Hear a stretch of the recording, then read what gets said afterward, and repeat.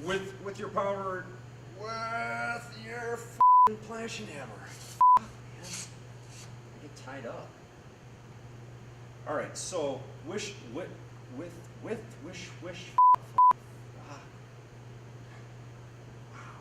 Into harmonicas. That was, yeah, I should have just whistled through that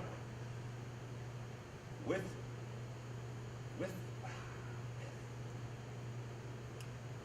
With your planishing hammer.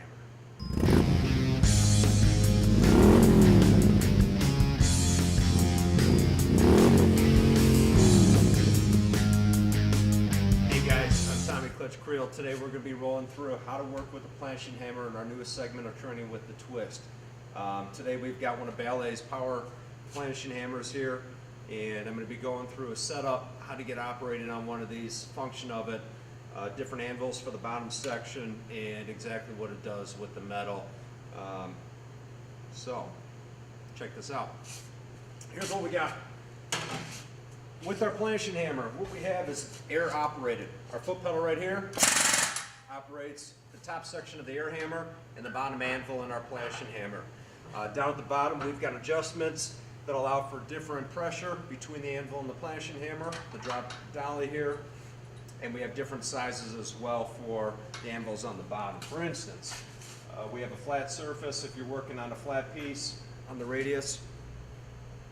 And you can see there's a little crown on this bottom anvil, all the way up to what we have on there right now, where it's that's pretty Rocketeer style, and it's got a dome like no other, which we're going for a radius such as this one. With your planishing hammer, ultimately it's another metalworking tool such as your English tool, your hammers and dollies, your leather shop bag. This one's just an expedited process for all that. It takes a keen eye to figure out what you're trying to go after during radiuses, contours, when to stop, when to do a little bit more, and also with pressure. So my reason for saying all that is take your time into working with the planishing hammer, and kind of work with the machine, not against it. Let it do its work. That's what tools are made for. Make your life easier, make it an expedited process, and also get a better finish at the end of the day for your customer, yourself, whoever you may be building for. So other than the anvils at the bottom, air operated with the power hammer up here, you have a foot pedal, either one, at the bottom, which activates your air hammer. So this one has air coming in, air going out, and our oil is back here. Make sure it's always oiled. Your machine will last a lot longer if you're taking care of it on a daily or even a weekly maintenance, and ensuring that you're draining the oil and the lines as well. But for the most part, with working with a power hammer, it's pretty much the same as an English wheel. What you're doing is you're getting a radius, you're letting the air hammer and the machine do all the work for you. On this piece with the seat pan, we've put a couple additional shots into the metal to get better radius on the sides, as I had mentioned in a previous video. And what we're going to be doing is getting a nice smooth surface to work with, so we don't have a bumpy substance on the outside, and we have a clean surface for the upholstery guy to work with. So that's my go-to fucking word. So what we want to do is make sure we have a gap in between the top of your power hammer and the bottom anvil. And the reason for that, number one, get your metal in, but you do not want a completely tight surface, as this power hammer is going at 1,000, 2,000, 5,000, varying on your model, beats per minute. So what we want to do is put it in, and we're going to start getting it right over those bumps, and it's going to clean it out and start transitioning that into a smooth work surface.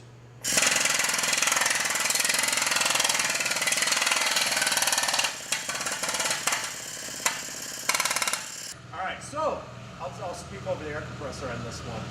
We just gotta let that thing run. So when working with the planishing hammer, as I mentioned, we're gonna let our air compressor run, keep up with me on this one. We're gonna put it right in there. We're gonna let that metal fall into place and engage.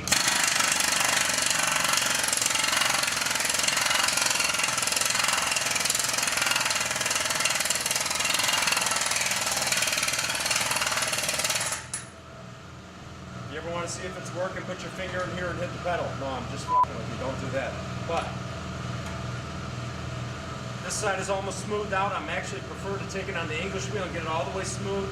But we're going to get this side a little bit better.